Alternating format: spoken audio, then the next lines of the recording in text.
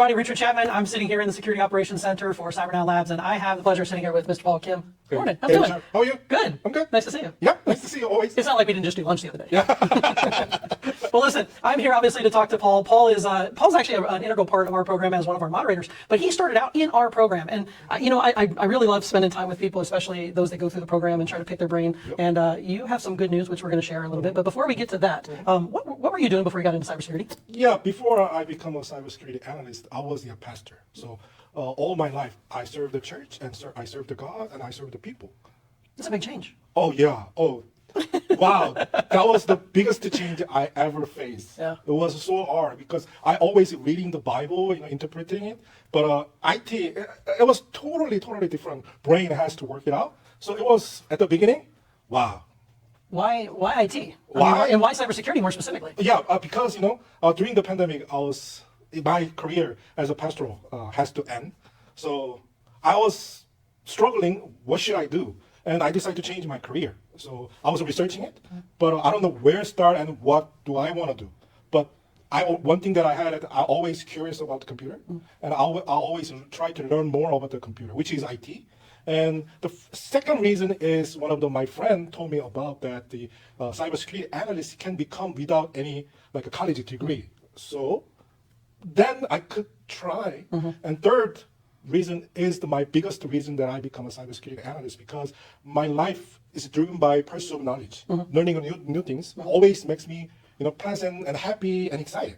And as we all know, cybersecurity world, there is always something new and always things that I need to learn more, which makes me very excited and it's fun. So I decided to become a cybersecurity analyst. Okay. Yeah. Well, you started doing some studying and so forth before you came to our program, correct? Yes. So as soon as I decided to change my career into cybersecurity analyst, I was studying myself through the YouTube. Okay. So I learned about the basic IT, basic computer, basic network. But within a few months later, I feel like I was facing the wall, because I know I need to move up the next stage, but I wasn't able to by just only learning from the YouTube. Okay. So I started searching the community, because if I get to some IT world community, I might get some mentor or someone who can guide me better. So I was researching the community from the Meetup app, and I found out that here one of the Meetup group will have the meeting up. So I came here, and there, voila, this guy was showed up. Yeah. Imagine that.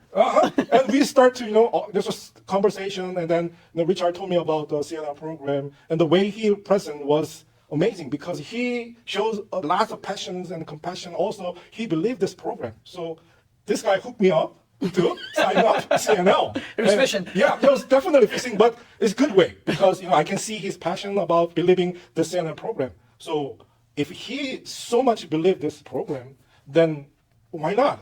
Let's take a challenge. So I decided to join the CNL. That night when you were here, you got to see a little bit about what we do. We talked about it. We showed some examples. We showed our Security Operations Center, the tools that we teach, and basically how we try to teach from an analyst perspective, so you learn how to think like an analyst.